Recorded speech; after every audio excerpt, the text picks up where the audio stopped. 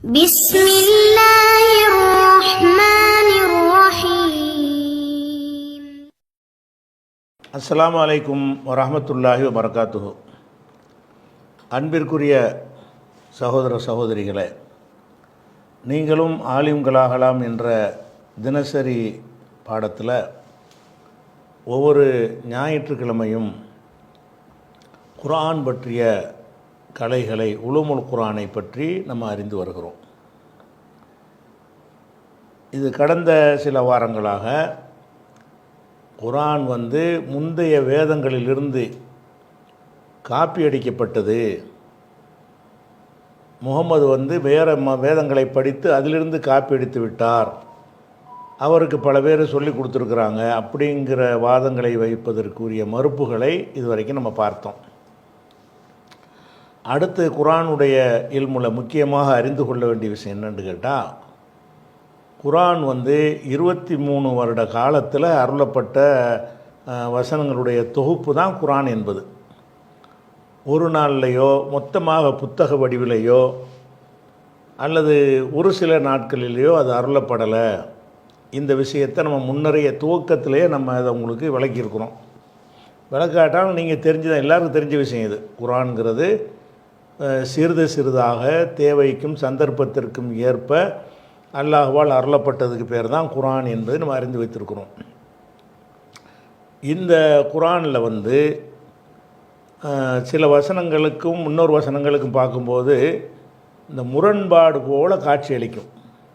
இந்த 23 வருஷத்தினுடைய தொகுப்பாக இருக்கிற காரணத்தினால் குர்ஆனில் ஒரு விஷயத்தை ஒரு விதமாக ஒரு இடத்தில் சொல்லப்பட்டு இன்னொரு இடத்துல வேறு விதமாக சொல்லப்படும்.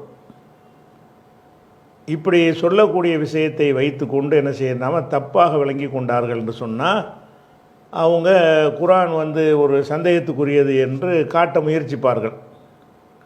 அப்படி காட்டுகிறார்கள். குர்ஆனில் உள்ள பல வசனங்களை, அந்த வசனத்தில் இப்படி இருக்கிறது, இந்த வசனத்தில் இப்படி இருக்கிறது, இறைவனுடைய வார்த்தையில் இப்படி இருக்கலாமா என்ற மாதிரியான விமர்சனங்களை பல வசனங்களை குறித்து சொல்கிறார்கள்.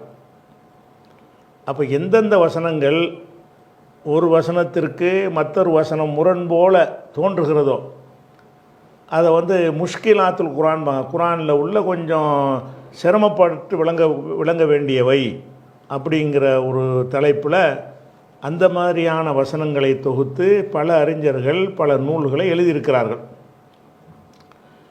அவங்க எழுதாமல் கூட இந்த நவீன காலத்தில் கேட்குற கேள்விகளுக்கு நம்மளும் கூட சிந்தித்து அதற்கு சில பதில்களை சொல்ல முடியும். அப்போ நம்ம என்ன மார்க்க அறிஞர்களாக நம்ம வரக்கூடிய நாம் முதல்ல அறிந்து வைத்திருக்க வேண்டிய விஷயம் என்னென்னு கேட்டால், குர்ஆனை குறித்து மற்ற மதத்தை சேர்ந்தவர்கள் அதை வாசித்து பார்த்துவிட்டு இந்த வசனத்தில் இப்படி இருக்கிறது, அந்த வசனத்தில் அப்படி இருக்கிறது என்று கேட்டால் அதுக்கு ஏற்கத்தக்க ஒரு பதில் நம்மள்கிட்ட தெரிஞ்சு வச்சுருக்கணும். கண்டிப்பாக ஏற்கத்தக்க பதில் இருக்கும். ஏன் இருக்குன்னு சொல்கிறோம்னு கேட்டால், இது முரண்பாடு இல்லாமல் இருப்பது தான் இறை வேதத்துக்கு சான்று என்று அல்லாஹ்வே சொல்லிடுறான். லவ்கான மின் ஐந்தி கைரில்லாஹி லவஜது ஃபிஹி இஹ்திலாஃபன் கதீரா. இந்த குர்ஆன் அல்லாஹ் அல்லாத வேறு யாரிடமிருந்தாவது வந்திருக்குமானால் ஏராளமான முரண்பாடுகளை அதிலே பார்த்திருப்பார்கள் அப்படின்னு நல்லா சொல்கிறான். அப்போ முரண்பாடு இல்லாமல் இருக்கிறது தான் இது குர்ஆன் இறைவேதம் என்பதற்குரிய பல காரணங்களில் ஒரு காரணம். முரண்பாடு இல்லாமல் இருக்கிறதுனால மட்டும் வேதம் அல்ல, முரண்பாடு இல்லாமல் இருப்பதும் ஒரு காரணம். அப்படி ஒரு காரணமாக இருக்கும் பொழுது எந்த ஒரு வசனத்திற்கும் எந்த ஒரு வசனமும் என்ன செய்யாது, முரண்படவே செய்யாது. அப்படி முரண்படுவதாக இருந்தால், முரண்படுவது போல் நமக்கு தோன்றினால் அது பல காரணங்களால் ஏற்பட்டிருக்கும். அந்த அத்தனை விஷயமான ஒரு ஞானத்தை நம்ம அறிந்து வைத்துக் கொள்ளணும். ஒன்று எப்படி இருக்கும்னு கேட்டால், பொதுவான ஒரு பதிலை தெரிந்து கொண்டு நம்ம எந்தெந்த வசனத்தை முரண்பாடு சொல்கிறாங்கன்னு லிஸ்ட்டு போட்டு என்ன செய்வோம், அது ரெண்டாவதாக விளங்கிக்கிறோம். முதல்ல பேசிக்கான விஷயம். இப்போ குர்ஆனில் நாசிக் மன்சூக் இருக்குங்கிறத நம்ம அறிந்து வைத்திருக்கிறோம். ஒன்று மாற்றியது, ஒன்று மாற்றப்பட்டது. அது ரெண்டையும் வச்சு பார்த்தா முரணாக தானே இருக்கும். மாற்றியதுங்கிறது கூடும்னு சொல்லப்பட்டிருக்கும் ஒன்று, இன்னொன்று கூடாதுன்னு சொல்லப்பட்டிருக்கும். அந்த ரெண்டையும் தனியாக ஒருத்தன் பார்த்தான்னு சொன்னால் அது முரண்படத்தான் செய்யும். செய்யலாம் செய்யக்கூடாதுன்னு அது முரண் தானே அது.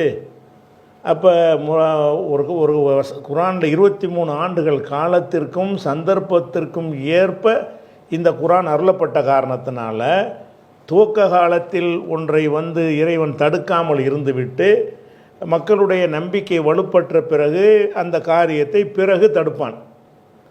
தடுக்காமல் இருந்த காலத்தில் உள்ள வசனத்தை பார்த்தால் அது அனுமதிக்கப்பட்டது மாதிரி நமக்கு தெரியும். தடுத்த பிறகு உள்ள வசனத்தை பார்த்தீங்கன்னா தடுக்கப்பட்ட மாதிரியான ஒரு வசனமாக தெரியும். ரெண்டும் மோதும்ல. குரானை பாருங்கள். இப்போ மதுபானத்தை எடுத்துக்கொண்டோமே ஆனால் புரிஞ்சுக்கிறார். வசனத்தை போட்டுன பிறகு விளக்குறோம். பொதுவாக வசனமாகலாம் தேவையில்லை, பொதுவாக அந்த அம்சத்தை விளைவிக்கிறதுக்காக வேண்டி. மதுபானத்தை தூக்க காலத்தில் தடுக்கப்படலை. நிறைய பேர் மதுபானத்தோடைய நெஞ்சிருந்தாங்க, குடித்து கொண்டே வாழ்ந்து கொண்டிருந்தார்கள், முஸ்லீம்களாக இருந்தார்கள். பிறகு தடுக்கப்பட்டுச்சு. அந்த மாதிரி வசனங்களை எடுத்து பார்த்தீங்கன்னா பாருங்கள், மதுபானத்தை பற்றி குரான் பலவிதமாக பேசுகிறது. தொழும்போது போதையாக இருக்காதீர்கள் என்று ஒரு இடத்துல சொல்கிறது, ஒரு இடத்துல நீங்கள் விலகி கொண்டால் உங்களுக்கு நல்லது என்று சொல்கிறது, ஒரு இடத்துல விலகி கொள்ளுங்கள் என்று சொல்கிறது, ஒரு இடத்துல இறைவன் தந்த அருட்கொடை என்று நீங்கள் மதுபானம் பிழிந்து கொள்வது கூட ஒரு அருட்கொடை என்று சொல்கிறது. அப்போ இதில் என்ன, இதுதான் இறைவேதமா அப்படின்னு கேட்பாங்க. எதனால் கேட்குறாங்க? ஏதோ ஒரே நாளில் உட்காந்து ஒரு மனிதன் எழுதுகிற மாதிரி இந்த புஸ்தகம் வந்தது போல் நினைத்து கொண்டு கேட்குறார்கள். அப்போ ஒன்றை ஒரு காலத்தில் தடை செய்யப்பட்டு அனுமதிக்கப்பட்டு பிறகு தடுக்கப்பட்டால், அது பிறகு முதலில் தடுக்கப்பட்டு பிறகு அனுமதிக்கப்பட்டால் அது கண்டிப்பாக முரண்பாடாக தான் இருக்கும். அப்போ முரண்பாடில் என்ன செய்வோம்? அந்த சட்டத்தை இந்த சட்டம் மாற்றிவிட்டது என்ற ஒரு கருத்தை விளங்கின உடனே முரண்பாடு நீங்கியிருப்பேன். இப்போ இஸ்லாத்தின் நிலைப்பாடு என்ன? மதுபானம் அருந்தக்கூடாதுங்கிறது தான். அருந்தலாங்கிற கருத்தில் வருதே என்று கேட்டார்களே, ஆனால் வருது. அது அருளப்பட்ட நேரத்தில் அருந்தலாம் என்பதுதான் சட்டம். அந்த காலத்தில் தடுக்கப்படாமல் இருந்தது, பிறகு தடுக்கப்பட்டு விட்டது அப்படின்னு சொல்லும் பொழுது அப்போ இது என்ன செய்யும்னா முரண்பாடு மாதிரி காட்சி அளிக்கும். அது பிரித்து பார்த்தீங்கன்னா, இணைத்து பார்க்காமல் தனித்தனியாக பார்த்தீர்கள்னு சொன்னால் முரண்பாடு மாதிரி தான் தெரியும். அப்போ இந்த மாதிரியான முரண்பாடுகள்னு சொல்லி எடுத்து ஒரு லிஸ்ட்டு போடுவாங்க. அதெல்லாம் தொகுத்து நம்ம என்ன செய்வோம்? அதுக்கு முரண்டு சொல்கிறாங்களா, இதற்குரிய ஆன்சர் இது தான் அப்படின்ட்டு முரண்பாடாக கருதக்கூடிய ஒவ்வொரு வசனத்தையும் நம்ம எடுத்து என்ன செய்யணும்? உளுமுழு குரானில் நம்ம முழுமையாக எதுவுமே விடுபடாத அளவுக்கு அறிந்து வைத்திருக்க வேண்டும். அதுதான் இப்போதைக்கு எடுத்திருக்கிற தலைப்பு. அதே மாதிரி குரானில் சிலது பொதுவான சொற்கள்லையும் சிலது குறிப்பான சொற்கள்லையும் இடம்பெற்றிருக்கும். ஒரு இடத்துல ஒரு அடிமையை விடுதலை செய்யணும்னு சொல்லப்பட்டிருக்கும். இன்னொரு இடத்துல மூமினான அடிமையை விடுதலை செய்யணும்னு சொல்லப்பட்டிருக்கும். அடிமையை விடுதலை செய்தல், மூமினான அடிமையை விடுதலை செய்யுங்கிறது அது முரண் தானே. அடிமையை விடுதலை செய்யலாம்னா யாரை வேண்டாலும் செய்யலான்னு அர்த்தமாயிரும். மூமினான அடிமையை தான் விடுதலை செய்யணும்னு சொன்னால் காஃபிரை விடுதலை செய்யக்கூடாதுன்ற மாதிரி ஒரு குற்றத்துக்கு பரிகாரமாக அப்படிங்கிற மாதிரி வரும். அது முரணாக தானே. அதை எப்படி டீல் பண்ணுறது? ஒன்று குறிப்பாகவும் ஒன்று பொதுவாகவும் சொல்லப்பட்டிருக்குமே, ஆனால் அது வெளித்தோற்றத்தில் முரண்பாடு போல தான் என்ன செய்யும்? தோன்றும். ஆனால் அதை அந்த மாதிரியான வசனங்களை எப்படி உலகத்தில் புரிந்து கொள்வோம்? மனிதனுடைய பேச்சுக்களாக இருந்தால் கூட அதை எப்படி புரிந்து கொள்வோம்? அதே மாதிரியாக அந்த வசனங்களையும் அணுகினோம் என்று சொன்னால் அதில் முரண்பாடு இருக்காது. இப்படியாக உள்ள விஷயம். ஒரு இடத்துல மலக்கு சொன்னார்னு வரும், ஒரு இடத்துல ஜிப்ரீல் சொன்னார்னு வரும். அதே விஷயத்தையே மலக்கு சொன்னாரா ஜிப்ரீல் சொன்னாரான்னு, அவர் தான் இவர், மலக்கு தான் ஜிப்ரீல். அது பொதுவாக சொல்லப்படுது, குறிப்பாக சொல்லப்படுது. இந்த பொதுவாகவும் குறிப்பாகவும் சொல்லப்படுறத பார்த்தால் பாருங்கள், இந்த இடத்தில் மலக்கு சொன்னதாக வருகிறது, இந்த இடத்தில் ஜிப்ரீல் சொன்னதாக வருகிறது. முரண் அப்படின்னு பேசுவாங்க. அது எப்படி முரணாகும்? மலக்கு என்று சொல்வதும் ஜிப்ரீல் மலக்கு தானே. அப்போ இது பொதுவாகவும் குறிப்பாகவும் சொல்லக்கூடியதெல்லாம் முரண்டு எடுக்கக்கூடாது. இந்த மாதிரியான ஒரு பொதுவான விஷயங்கள்லாம் இருக்குது. இதுக்கு என்ன செய்வாங்கன்னா, முத்தஷாபிகுல் குரானில் உள்ள ஒரு சந்தேகத்தை உண்டாக்கக்கூடிய வசனங்கள் அப்படின்னு இது வகைப்படுத்துவாங்க.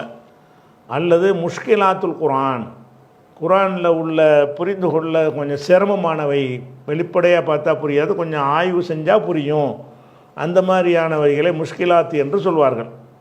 இந்த முஷ்கிலாத்துங்கிற ஒரு வகைக்கே நிறைய நூல்களை எழுதியிருக்கிறாங்க. அந்த நூல்களில் வந்து நம்ம கண்டுபிடிச்சலாம் உங்களுக்கு புதுசாக ஒன்றும் சொல்ல போகிறதில்ல. எல்லாமே வந்து இந்த குரானில் முரண்கிற கேள்வி எல்லாம் 1400 வருஷத்துக்கு முன்னாடி வந்து அது முரண் இல்லை என்பதற்கு அன்றைக்கே என்ன செஞ்சுருக்காங்க, பெரும்பாலும் பதில் சொல்லிட்டாங்க. மிகச்சிறது 1-2 வேண்டாம் நம்மளாக சொல்கிற மாதிரி இருக்கும், ஆய்வு செஞ்சு சொல்கிற மாதிரி இருக்கும். பெரும்பாலும் அதற்கெல்லாம் என்ன செஞ்சிட்டாங்க, அறிஞர்கள் வந்து பதில் அளித்திருக்கிறார்கள். ஆனால் அந்த மாதிரியான விஷயங்கள் வந்து பொதுமைப்படுத்தப்படலை, பொதுமக்களுக்கு போய் சென்றடையலை.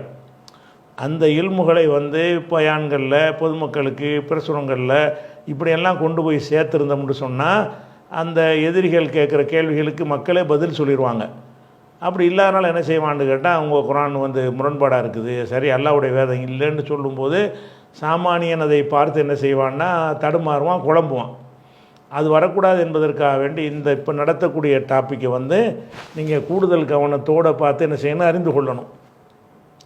இப்போ அந்த மாதிரியான விஷயங்களையா பார்ப்போம். குரானில் எதுக்கு எது முரண்டு சொல்கிறாங்க, நிஜமாக முரண் தானா? அதுக்கு உதாரணம் சொல்வதாக இருந்தால் ஒரு உதாரணம் பாருங்கள். 27வது சூறாவில் 56வது வசனம், 29வது சூறாவில் 29வது வசனம், இந்த ரெண்டையும் எடுத்துக்கிறங்க. அப்போ இது 26-57 என்ன சொல்லுதுன்னு கேட்டால், ஃபமாக்கான ஜவாப, அதாவது இதில் என்ன சொல்லப்படுதுன்னு கேட்டால், லூத் நபி அவர்கள் ஒரு சமுதாயத்திற்கு தூதராக அனுப்பப்படுகிறாங்க. அந்த சமுதாயத்தில் வந்து அந்த ஓரின சேர்க்கைங்கிற ஒரு ஆணோடு ஆண் சேரக்கூடிய ஒரு கெட்ட ஒரு செயல் வந்து அந்த சமூகத்தில் வந்து ஊடுருவி இருந்தது. அதை தடுப்பதோடு ஏகத்துவ கொள்கையும் சேர்த்து சொல்வதற்காக லூத்துங்கிற ஒரு நபியை அல்லாஹ் வந்து அனுப்பி வைக்கிறான். அவங்க என்ன செஞ்சாங்கன்னு கேட்டால், அந்த மக்கள்கிட்ட போய் பிரச்சாரம் பண்ணுறாங்க. என்னடா இப்படிப்பட்ட அநியாயம் பண்ணுறீங்க, அருவருக்கத்தக்க காரியத்தை செய்கிறீங்க, இதுக்கு வந்து யாருமே செய்யாத ஒரு செயலை செஞ்சுக்கிட்டு இருக்கிறீங்க அப்படின்னு சொல்லி வந்து லூத் நபி அவர்கள் என்ன செய்கிறாங்க, பிரச்சாரம் பண்ணுறாங்க. அவங்க பிரச்சாரத்திற்கு அந்த எதிரிகள் வந்து பதிலடி கொடுப்பாங்கள்ல, என்ன மாதிரி பதிலடி கொடுத்தார்கள் அப்படிங்கிறத பற்றி இது பேசக்கூடிய வசனம். லூத் நபி அவர்கள் அந்த மக்களுக்கு போய் இந்த செயலை செய்யாதீங்க என்று சொன்ன பொழுது அந்த மக்களுடைய ரியாக்ஷன் எப்படி இருந்துச்சு, எதிர்வினை எப்படி இருந்துச்சு என்பதை காட்டுவதற்கு உரிய என்பதை கூறக்கூடிய வசனம் தான் இந்த 27-56. இதில் என்ன வருதுன்னு கேட்டால், ஃபமா கான ஜவாப கௌமிஹி, அவரது சமுதாயத்தின் பதில் இருக்கவில்லை, இல்லா அன்காலு, அவர்கள் சொன்னதை தவிர. எதை சொன்னாங்க, அஹ்ரிஜு ஆலலூத்தின் மின் கரியத்திக்கும், உங்களுடைய ஊர்களிலிருந்து லூத்துடைய ஆட்களை, ஆள் என்றால் அவருடைய சமுதாயம், லூத்துடைய சமுதாயத்தை நீங்கள் வெளியேற்றுங்கள், ஊரை விட்டு வெளியேற்றுங்க. இவங்கள இன்னகும் உனாசுன் எத்தத்தகரும், இவங்க ரொம்ப சுத்தமான மக்களாக இருக்கிறாங்க, கிண்டல் பண்ணுறாங்க. இந்த போரினை சேர்க்கலாம் கூடாதுன்னு சொல்கிறதுனால இவங்க ரொம்ப பரிசுத்தமான ஆட்களாக இருக்கிறாங்க, இவங்கள வந்து வெளியேற்றுங்க. பரிசுத்தமான ஆட்கள்ங்கிறது அவன் வந்து கிண்டலுக்கு தான் சொல்கிறான். அப்போ இன்னகும் உனாசுன் எத்தத்தகரும், இவர்கள் பரிசுத்தமானவர்களாக இருக்கிற மக்களாக இருக்கிற காரணத்தினால அவங்கள என்ன செய்யுங்க, ஊரை விட்டு வெளியேற்றுங்கள் என்பதை தவிர அந்த சமுதாயத்தினுடைய பதில் வேறு எதுவும் இருக்கவில்லை. இதைத்தான் பதிலாக சொன்னாங்க. அதில் எப்படி வருதுன்னா, இதை பதிலாக சொன்னார்கள் என்று சொன்னால் அதுக்கு அர்த்தம் வேறு. இதை தவிர வேறு பதில் அவங்க சொல்லலை என்று சொன்னால் வேறு பதில் சொன்னதாக ஒரு வசனம் வரக்கூடாது. இதில் என்ன பதில் சொன்னாங்கன்னு வருது, அஹ்ரிஜு ஆல லூத்தின், லூத்துடைய சமுதாயத்தை நீங்கள் வெளியேற்றுங்கள், மின் கரியத்திக்கும், உங்கள் ஊர்களை விட்டு லூத்துடைய சமுதாயத்தை வெளியேற்றுங்கள் என்பதை தவிர வேறு எதுவும் அவர்களுடைய பதிலடியாக இருக்கவில்லை. அப்போ இந்த பதில் தான் சொன்னாங்க. ஏண்டா அந்த மாதிரி தப்பு செய்கிறீங்கன்னு கேட்டால், எல்லாம் இவங்களை காலி பண்ணுங்க, ஊரை விட்டு வெளியேற்றுங்க அப்படிங்கிறாங்க. அது ஏன்னு கேட்டால் பரிசுத்தமான ஆட்களாக இருக்கிறாங்க. சரி, இந்த பதிலை சொல்லிட்டாங்கல்ல. ஆனால் இதே விஷயத்தை வந்து இன்னொரு 29வது சூறாவில் 29வது வசனத்தில் சொல்லும்போது எல்லாம் என்ன செய்கிறான்னு கேட்டால், இன்னக்கும், இது லூத் நபி போய் சொன்னது. இன்னக்கும் லதா தூணர் ரிஜால், நீங்கள் ஆண்களிடத்தில் செல்கிறீர்கள், இந்த ஓரின சேர்க்கைக்காக ஆண்களிடத்தில் செல்கிறீர்கள். ஓ தகுத்தாவுன சபீல், சரியான பாதையை முறித்து விடுகிறீர்கள். சரியான பாதையை ஆண் பெண்ணோடு சேர்வது தான் சரியான முறை, அதை நீங்கள் முறித்து விடுகிறீர்கள். ஓ தகுத்தூன ஃபி நாதிக்கும் அல் முன்கர், உங்களுடைய சபைகளில் வெறுக்கத்தக்க காரியங்களை செய்கிறீர்கள். முன்கர்னா வெறுக்கத்தக்க காரியத்தை செய்கிறீர்கள் என்று லூத் நபி சொன்ன பொழுது, ஃபமா கான ஜவாப கௌமிஹி, அவங்களுடைய மக்களுடைய பதில் இருக்கவில்லை, இல்லா அன்காலு தினாபி அதாபில்லா, அல்லாவுடைய அதாபை கொண்டு வா பார்ப்போம் என்பதை தவிர வேறு எதுவும் அவர்களின் பதிலாக இருக்கவில்லை. அப்போ முதல்ல என்ன சொல்கிறான்னு கேட்டால், ஊரை விட்டு வெளியேற்றுங்கள் என்பது தான் அவங்களுடைய ஒரே பதில்னு நல்லா சொல்கிறான். அதையும் சொன்னார்கள் இதையும் சொன்னார்கள்னு வந்தால் பஞ்சாயத்து இல்லை. அதில் இல்லாண்டு போட்டு வருது எது, இது தவிர வேறு எதையும் அவங்க சொல்லவே இல்லை அப்படின்னு சொல்லிட்டு, இல்லை வேறு எதையும் சொல்லியிருக்காங்க இதில் வருது. என்ன வருது, ஃபமாக்கான ஜவாப கௌமிஹி, அவரது சமுதாயத்தினுடைய மறுமொழி இருக்கவில்லை, இல்லா அன்காலு தினாபி அதாபில்லாஹின் குத்தமின சாதுகீன், நீ உண்மையாளராக இருந்தால் அல்லாவுடைய அதாபை கொண்டு வா பார்ப்போம் என்பதை தவிர வேறு எதுவும் பதிலாக இருக்கவில்லை. ரெண்டுலையுமே எப்படி வருதுன்னா, ஹசர் பண்ணி இதைத்தான் சொன்னாங்க வேறு சொல்லலைன்னு வருது. அப்போ அதை சொன்னால் இல்லாண்டு போடாமல் வந்துச்சுன்னு வைங்க, அப்படி சொன்னார்கள் இப்படி சொன்னார்கள்னா அது ஒரு நேரத்தில் இது ஒரு நேரத்தில்னு வந்துடும். இதில் எப்படி வருதுன்னு கேட்டால், இதை தவிர வேற இல்லை என்று அந்த வசனம் சொல்லுது. இந்த வசனம் என்ன செய்யுது, வேற ஒரு வார்த்தையை போட்டுட்டு இதை தவிர வேறு எதுவும் சொல்லவில்லை, இதை எடுத்துக்கிறாங்க. பார்த்தீங்களா எப்படிப்பட்ட முரண். அவங்க லூத் நபியுடைய சமுதாயம் சொன்ன பதில் எது, இதை தவிர வேறு எதுவும் இல்லை என்றால் அந்த வசனத்தை ஏற்றுக்கொண்டால் இந்த வசனம் நிராகரிக்கப்படுகிறது. இந்த வசனத்தை ஏற்றுக்கொண்டால் அந்த வசனத்தை மறுக்கணும். ஏன்னு கேட்டால், இதை தவிர வேறு ஒன்றும் சொல்லலைன்னு சொல்லி இங்கே பதில் வேறு பதிலாக இருக்குது, அங்கே வேறு பதிலாக இருக்குது அப்படின்னு சொல்லி இதை ஒரு முரண்பாடு என்று என்ன செய்கிறாங்க, பட்டியல் போட்டு அந்த இஸ்லாத்துக்கு எதிராக கேள்வி எழுப்பக்கூடியவர்கள் கேட்பாங்க. அவங்க கேட்காட்டா கூட உங்களுக்கு வரும்போது சந்தேகம் தானே வரேன், உங்களுக்கு நீங்கள் பார்த்தா கூட எப்படி வருதுன்னு கேட்டால், ஒமாக்கான இல்லை ஜவாப கோமி இல்லா அன் காலு அஹ்ரிஜு ஆலலூ தின்மன் கரியத்திக்கும், லூத்து சமுதாயத்தை உங்களுடைய ஊரை விட்டு வெளியேற்றுங்கள் என்று சொன்னதை தவிர வேறு பதில் இருக்கவில்லை. அப்போ இந்த ஒரு பதில் தான் சொன்னாங்க அப்படின்னு சொல்லியாச்சு. இங்கே என்ன வருது, அதே தான் வருது. ஃபமாக்கான அதே வாசகம், ஃபமாக்கான ஜவாப கோமி இல்லான் காலு தினாபி அதாபில்லா, அல்லாவுடைய அதாபை கொண்டு வா என்பதை தவிர வேறு எதுவும் அவங்களுடைய பதிலாக இருக்கவில்லை அப்படின்றத பார்த்தோம்னா இது நேர் முரண். குரான் முரண்பாடு இல்லைன்னு நீங்கள் சாதிக்கிறீங்க. இதில் இந்த பதிலை தவிர வேறு பதில் இல்லைன்னு இங்கே இருக்குது, அங்கே வேற ஒரு பதிலை சொல்லிவிட்டு இந்த பதிலை தவிர வேறு பதில் இல்லைன்னு அங்கேயும் சொல்லப்படுது. அப்போ எப்படி ஒன்றை ஒன்று பொய்யாக்குறத, ஒன்றை ஒன்று பொய்யாக்குது, அது சரின்னா இது தப்பாக போயிருமே, இது சரின்னா அது தப்பாக போயிருமே, இதான முரண்பாடு அப்படிங்கிற மாதிரி என்ன செய்கிறாங்கன்னா ஒரு கேள்வியை கேட்குறாங்க. இதை நம்ம சிந்தித்து பார்த்தோம்னா இது நம்மளே பதில் சொல்லிடலாம். இது பெரிய ஆய்வுலாம் வேண்டியில் அந்த வசனத்தை வச்சே நம்ம நினைஞ்சிடலாம், அது பதில் சொல்லிடலாம். அதாவது பதில் சொல்லுவது லூத்துடைய சமுதாயம் பதில் சொல்கிறாங்க. பதில் யாருக்கு சொன்னாங்க என்று கேட்டால், இந்த வசனத்தில் யாருக்கு சொல்கிறாங்கன்னு கேட்டால் அவங்களை சேர்ந்த சமுதாயத்துக்கு பதில் சொல்கிறாங்க. இந்த வசனத்தில் என்ன செய்கிறாங்கன்னா லூத்து நபிக்கு பதில் சொல்கிறாங்க. அதனால் வாசகத்தை கவனித்தால் உங்களுக்கு விளங்க என்ன செய்கிறாங்க என்று கேட்டால், அவங்களுடைய சமுதாயத்தர் சொன்னார்கள், அஹ்ரிஜு நீங்கள் வெளியேற்றுங்கள்,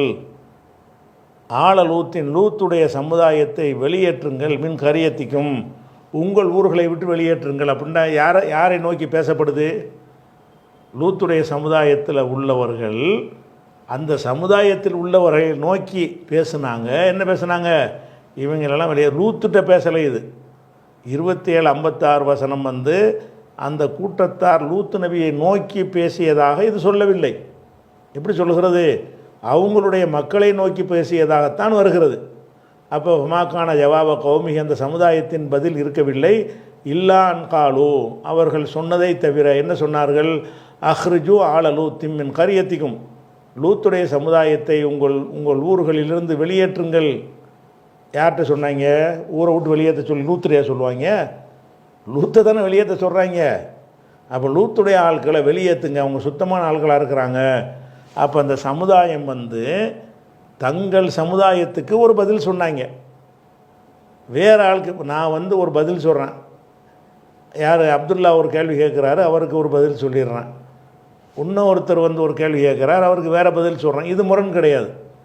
அவருக்கு செய்ய வேண்டியது அதை சொல்கிறேன், அவருக்கு சொன்ன பதில் இதுதான், இவருக்கு சொன்ன பதில் இதுதான் சொன்னால் ஆள் மாறிடுச்சின்னு சொன்னால் அது முரண்பாடு வராது. அப்போ இதில் லூத் நபியுடைய சமுதாயம் லூத் நபியை நோக்கி பேசியதாக இதில் இல்லை. யாரை நோக்கி பேசியதாக இருக்கிறது? அவங்களுக்குள்ளே பேசியதாக இருக்கிறது. லூத் நபியுடைய சமுதாயத்தில் உள்ளவங்க அவங்க ஆட்களை கூட்டி வைத்து கொண்டு இவங்களெல்லாம் வெளியேற்று, லூத் நபியை வீட்டில் வைக்காத, ஊரில் வைக்காத என்று சொன்னதாக இந்த வசனம் சொல்லுதா? சரி, இந்த வசனத்துக்கு வாங்க. அப்போ இல்லான் காலு அவர்கள் சொன்னார்கள், இத்தினா எங்களிடத்தில் கொண்டு வா, பி அதாபில்லா அல்லாவின் வேதனையை கொண்டு வா. அப்படின்னா யார்கிட்ட சொல்கிறாங்க? இது வெளியேற்றுங்கள் என்று சொல்லுவது லூத்துட்டே போய் லூத்தை வெளியேற்றுங்கள்னு சொல்ல முடியுமா? சொல்ல முடியாது. சமுதாயத்தில் சொல்ல முடியும்.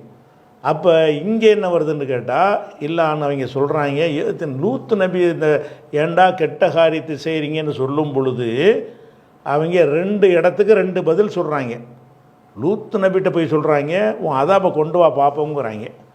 அவங்க மக்கள்கிட்ட போய் சொல்கிறாங்க, இவங்களை வெளியேற்றுங்கிற. இது என்ன முரணு? அவங்க என்ன செய்யணுங்கிறத வேறு விஷயம் செய்கிறது அங்கே சொன்னாங்க. இவர்கிட்ட என்ன எதிர்பார்க்குறாங்களோ அதை சொல்கிறாங்க.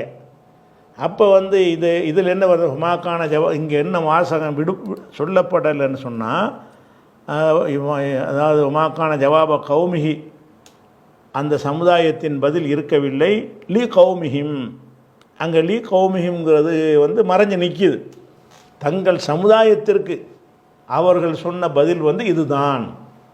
அப்போ இங்கே என்ன வரும்டா? மாக்கான ஜவாப கௌமிஹி லீ லூத்தின், லூத்துக்கு அவர்கள் சொன்ன பதில் இதுதான் இருந்தது. அப்போ இதில் ரெண்டு பதில் அவங்க சொல்லியிருக்கிறாங்க.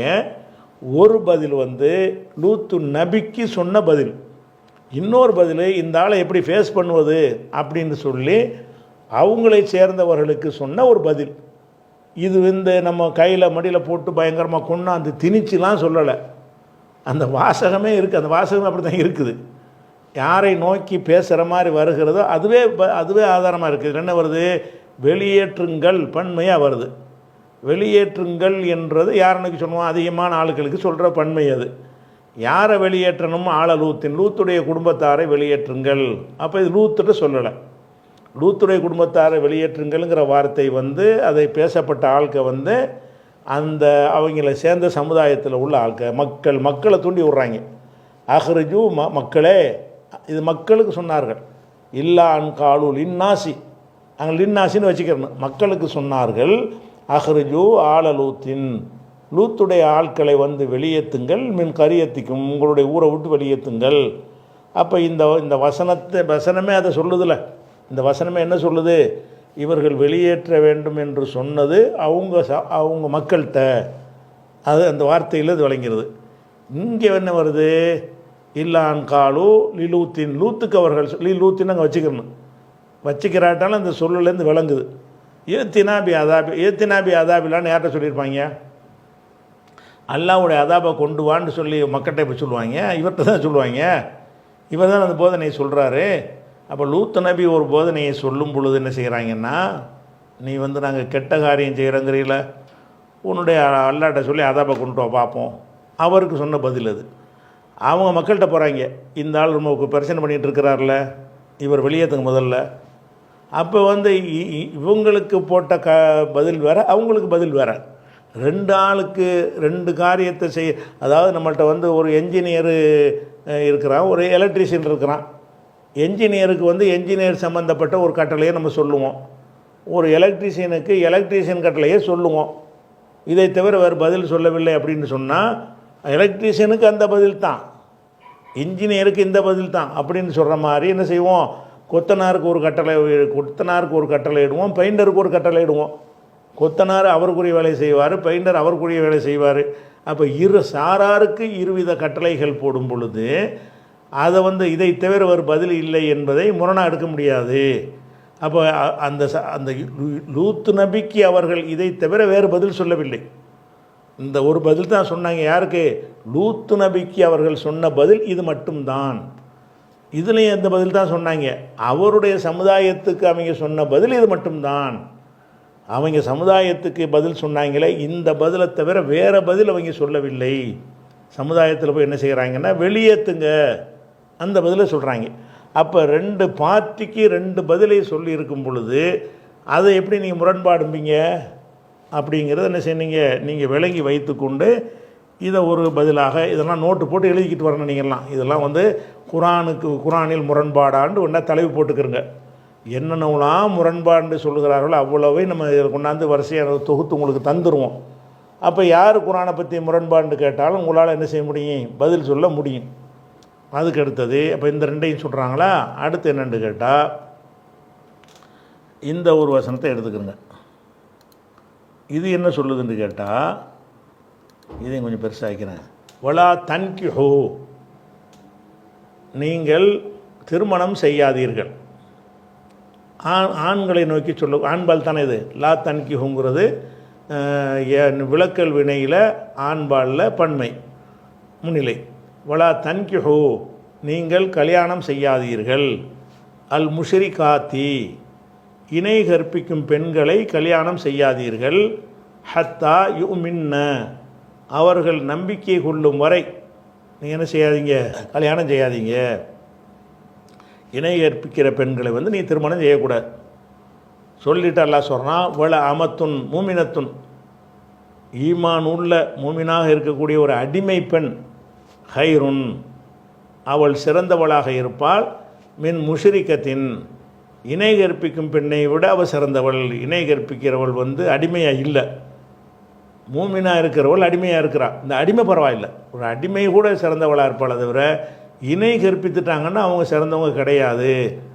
அதனால் அதுக்கடுத்து சொல்கிறான், உள்ள ஆஜபத்துக்கும், உங்களை அவர்கள் கவர்ந்தாலும் சரி. ஆஜபண்டா அப்படி கவர்வது, அந்த பெண்கள் இணை கற்பிக்கிற பெண்கள் அவங்களுடைய அழகின் மூலமாக அல்லது வேறு இதன் மூலமாக உங்களை கவர்கிறாங்க.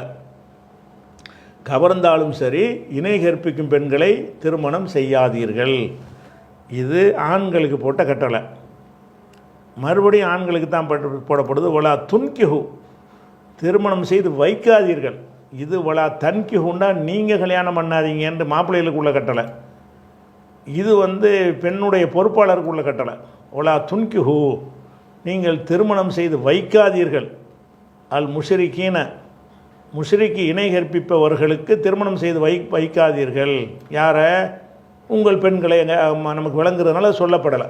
வலா துன்கிஹு, நீங்கள் கல்யாணம் பண்ணி கொடுக்காதீங்க. அல் முஷ்ரிகீன, முஷ்ரிக்கான ஆட்களுக்கு திருமணம் செஞ்சு கொடுக்காதீங்க. ஹத்தா யூமினு, அவங்க நம்பிக்கை கொள்கிற வரைக்கும் நீங்கள் திருமணம் செஞ்சு கொடுக்காதீங்க சொல்லிவிட்டு, வல அபுதுன் மூமினுன், மூமினான ஒரு அடிமை ஹைரும் முஷ்ரிக்கின், முஷ்ரிக்கை விட சிறந்தவன். உங்களை ஆஜபக்கும், அவங்க எவ்வளோ கவர்ந்தாலும் சரியே அப்படின்னு சொல்லிட்டு, உலாய்க்கு எதுவும் இளன்னார், அவங்க நரகத்திற்கு அழைக்கிறார்கள். ஒல்லாஹு எதுவும் இழல் ஜன்னா, அல்லாஹ் சொர்க்கத்திற்கு அழைக்கிறான். ஒல் மகஃபிரா, மன்னிப்புக்கு அழைக்கிறான் சொல்லி அந்த கருத்து வருகிறது.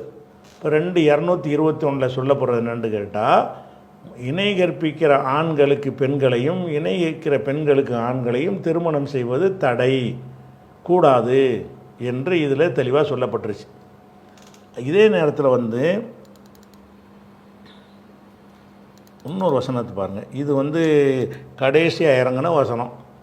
இன்றைய தினம் உங்கள் மார்க்கத்தை பூர்த்தி ஆக்கிட்டேன்னு சொல்கிறான்ல, அந்த வசனத்துடைய ஒட்டி வரக்கூடிய வசனம், இறுதியாக வந்த வசனம். இதில் என்ன வருதுன்னு கேட்டால், அல் யௌம, இன்றைக்கு, இதுக்கு முந்தி கிடையாது, இன்றைக்கு, ஹில்லலக்கும், உங்களுக்கு ஹலாலாக்க அனுமதிக்கப்படுகிறது. அத்தையுபாத்து, தூய்மையானவைகள்னால் உங்களுக்கு ஹலாலாக்கப்படுது. தாமுள்ளதீன ஊத்துல் கிதாப ஹில்லுல்லக்கும், வேதம் கொடுக்கப்பட்டவருடைய உணவு உங்களுக்கு ஹலால். தாமுக்கும், உங்களுடைய உணவு ஹில்லுன் லஹும், அவங்களுக்கு ஹலால். உங்கள் உணவு அவங்க சாப்பிட்லாம், அவங்க உணவை நீங்கள் சாப்பிட்லாம். மேலும் ஒல் முஹ்சனாத்து, கற்பொழுக்கம் உள்ள பெண்களும் உங்களுக்கு ஹலால். மினல் மூமினாத்தி, மூமினானவர்களில் கற்பொழுக்கமாக இருப்பவர்களும் ஹலால்னா கல்யாணம் பண்ணி கொள்வது ஹலால்னு அர்த்தம். மேலும் ஒல் முஹ்சனாத்து மினல்லதீன ஊத்துல் கிதாப மின் கபலிக்கும், உங்களுக்கு முன்னர் வேதம் கொடுக்கப்பட்டாங்களே அவர்களில் கற்பொழுக்கம் உள்ள பெண்களும் உங்களுக்கு ஹலால். அப்போ வேதம் கொடுக்கப்பட்ட பெண்களை கல்யாணம் பண்ணலாம் என்று இந்த வசனம் சொல்கிறது.